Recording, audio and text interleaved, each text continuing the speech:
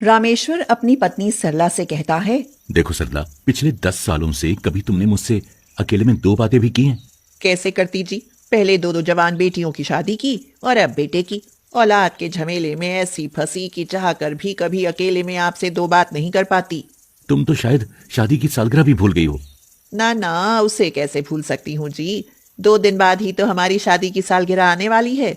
यह सुनकर रामेश्वर निराश सा होते हुए कहता है, अब आए भी तो क्या सरला, वो दिन तो अब लद ही चुके। हाँ, पर इसमें मैं कर भी क्या सकती हूँ जी। किस्मत से रामेश्वर का बेटा जगदीश उनको यह कहते हुए सुन लेता है और फिर मन ही मन कहता है, बाबूजी आप चिंता ना करें, अब की बार आपकी सालगिरह का अंदाज कुछ और ही होगा। 2 दिन बाद जब रामेश्वर और सरला की शादी की सालगिरह का दिन आ जाता है तो जगदीश कहता है, बाबूजी ये लो प्लेन की 2 टिकटें और इस वर्षगांठ पर अम्मा जी को हिल स्टेशन घुमा कर ले आओ।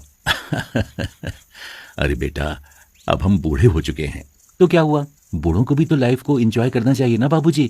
तभी जगदीश का साथ देते हुए तनु बहू भी कहती है, हाय मैं मर जाऊं, ये ठीक ही तो कह रहे हैं बाबूजी। आप शादी की इस सालगिरह को धूमधाम से मनाइए और जरूर घूम कर आइए, पर क्या आप अकेले चले तो जाएंगे ना?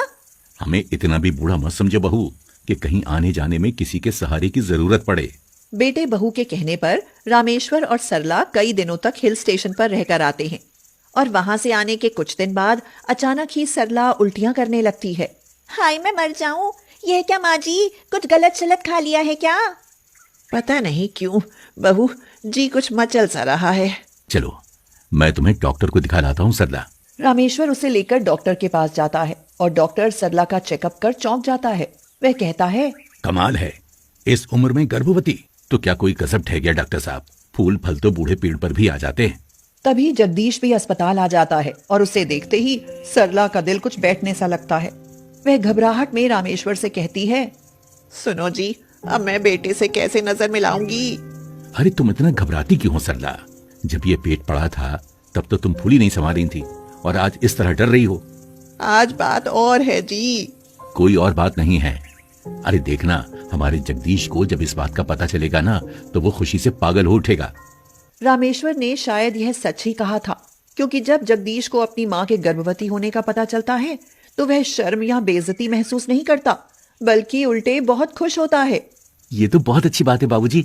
अम्मा जी, राम के साथ लक्ष्मण तो होना ही चाहिए। पर बेटा, लोग क्या कहेंगे? तुम लोगों की परवाह मत करो अम्मा, आओ अब घर चलो। जगदीश ने जब से यह सुना था वह फूला नहीं समा रहा था। वह फटाफट तनु के पास जाकर उसे यह खबर सुनाता है, मगर तनु सरला के गर्भवती होने की बात सुनते ही खुश होने के बजाय बिदक जाती है और कहती है, हाय मैं मर जाऊं, क्या माँ जी को इस उम्र में यह कांड करते शर्म ना आई? अरे इसमें शर्म वाली कौन सी बात है तनु, एक तरह से अच्छा ही तो है। इससे मुझे मेरा छोटा भाई और तुम्हें प्यारा सा नटखट देवर मिल जाएगा। हाय मैं मर जाऊं, आप बस करो जी, बस यह सोचो कि तुम्हारी माँ को यह पाप करते शर्म क्यों नहीं आई? तनु का यह बोल सुनते ही जगदीश उस पर आग बबूला हो जाता है और उस पर बरसते हुए कहता है, अब चुप हो जाओ तनु, एक भी शब्द और बोला ना तो मुझसे बुरा कोई नहीं होगा। उस दिन के बाद तनु अपनी सास से घोर नफरत करने लगती है और उसके बारे में हमेशा गलत ही सोचती है। एक दिन रामेश्वर तनु से कहता है, अब बेटी तनु, जरा सरला के लिए एक गिलास जूस तो बना दो।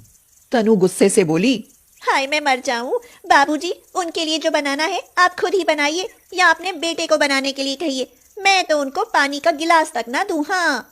यह सुनकर रामेश्वर खामोश हो जाता है और उसकी आंखों में आंसू आ जाते हैं। वह सरला के लिए खुद ही जूस बनाने लगता है। सब मतलब की दुनिया है रामेश्वर बेटा, दुनिया में सब दिखावे के लिए ही होता है, असलियत को तो कोई समझता ही नहीं। कुछ दिन बाद तनु बाजार जाती है तो गांव की कई औरतें उस पर ताने कसने लगती हैं। पहली औरत कहती है, उस सरला को तो देखो, बुढ़ापे में बच्चे जन्ने चली है। कहीं डूब क्यों नहीं मरी कलमुही, बहू बच्चे जन्मती अच्छी लगती है या वो बूढ़ी? मैं तो कहूँ वह यह सब जानबूझकर कर रही है, वरना क्या बच्चे को चुपचाप गिरवा नहीं सकती थी। उन औरतों की बातें सुनकर तनु के मन में बात नहीं रहती। वह जगदीश से जाकर कहती है, हाय मैं मर जाऊं, क्या माँ जी अपने पेट में पल रहे पाप को गिरवा नहीं सकती? उसे जन्म देने के चक्कर में हमारी जग हसाई क्यों करवाने पर तुली हैं? ये काम तुम्हारे घर में होता होगा, हम हत्यारे नहीं हैं जो अपने ही खून का खून करें, समझी? यह सुनकर तनु को जगदीश पर बहुत गुस्सा आता है और वह अपने कमरे में चली जाती है।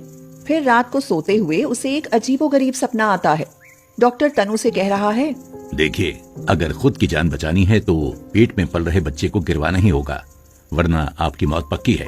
बच्चा गिरवा लो तनु, गिरवा लो, खुद की जिंदगी बचा लो तनु। नहीं नहीं, मैं मर जाऊंगी, पर अपनी औलाद का कत्ल कभी नहीं करूंगी, कभी नहीं करूंगी। तनु को सपने में यह कहते हुए सुन जगदीश उसे उठाता हुआ कहता है, तनु, जागो तनु, तुम ये सपने में क्या रट लगाए हुए हो? किस औलाद का कत्ल नहीं होने दोगी तुम?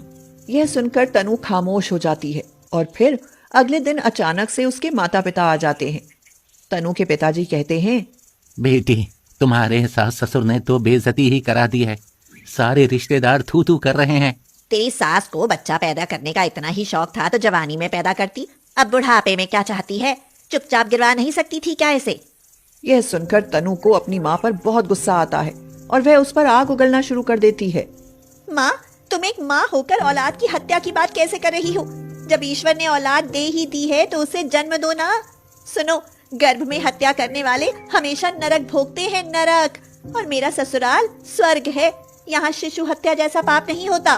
तनु की यह बात सुनकर जगदीश, सरला और रामेश्वर गदगद हो उठते हैं, मगर तनु के माँ बाप अपना समूह लेकर वहां से लौट जाते हैं। फिर कुछ दिन बाद सरला एक हृष्ट पुष्ट बालक को जन्म देती है और तनु उसे पालने की जिम्मेदारी लेते हुए जगदीश से कहती है, लो, राम के घर लक्ष्मण भी आ गया। तुम बाप समान भाई और मैं माँ समान भाभी बन ही गई हूँ। हाँ तनु, तुमने बिल्कुल ठीक कहा। यह सुनकर सरला और रामेश्वर दोनों उन पर फकर करने लगते हैं।